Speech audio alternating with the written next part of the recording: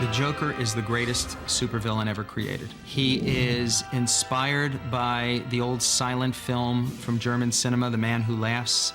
It is that carnival mask of a clown that hides the horror lurking just below the surface. And to have him pitted against the good guy who is in the mask of a horrific, nightmarish bat. So it's an interesting reversal. You have the Joker, who's this completely character represents anarchy, the randomness of crime, and the fact that Bruce lost his parents because of an act of random crime, and he's trying to bring order to the world and order to life. Joker represents everything that he hates. Never rub another man's rhubarb.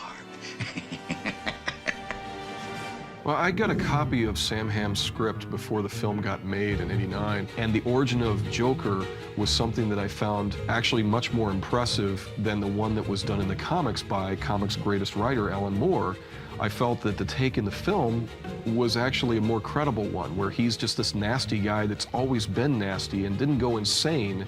He just really had this thing happen to him that allowed him to sort of open up his nastiness to a new creative level. It makes a lot of sense going from Jack Napier the gangster to Jack the Joker. I thought in a way that comics had begun depicting Joker as a very fearsome figure in the previous 20 years before the movie, where he was genuinely frightening. And the idea that Jack Nicholson would be playing him certainly would bring that to life. You know, I mean, even before I got involved with the project, people were talking about Jack Nicholson doing it, you know, even before I was around. So the great thing about Jack is he can fulfill everybody's expectation and still go way beyond that. He was the one that everybody thought of from the very beginning. And as I said, fortunately, he had seen Beetlejuice and had loved it, so it worked out.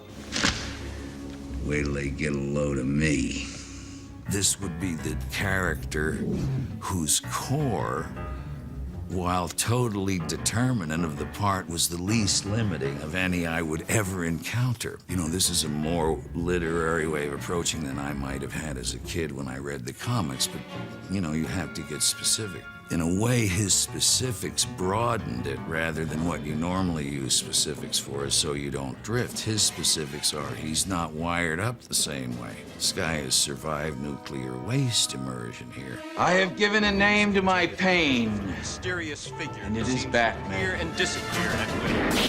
You know, even in my own life, people have said there's nothing sacred to you in the area of humor, Jack. You'll trample on it. You know, sometimes, Jack, relax with the humor. This does not apply to the Joker. In fact, just the opposite. Things that even the wildest comics might be afraid to find funny. Burning somebody's face into oblivion. Destroying a masterpiece in a museum. A subject that, as an art person, made me a little scared. Not this character. And I love that. He was able to use a lot of the devilish, humorous qualities that he possesses as Jack Nicholson, the man, and transfer that to Jack the Joker. I had an actor friend whose name was Clegg Hoyt. He did a thing called the bird dance, which I did spontaneously in the picture where he goes, you know, when he did that X, and that was like a personal, you know, homage to Clegg. Certain periods of time, I know I have to look at the dailies and so forth. Other periods, I'm too scared. You know, what if I don't like it, you know, or what if it makes me feel like you know, whatever you fear when you don't confront your fears.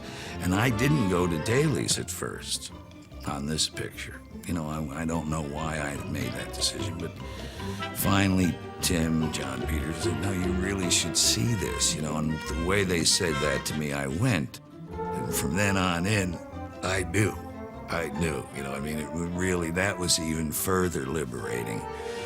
As I say, some movies just go right.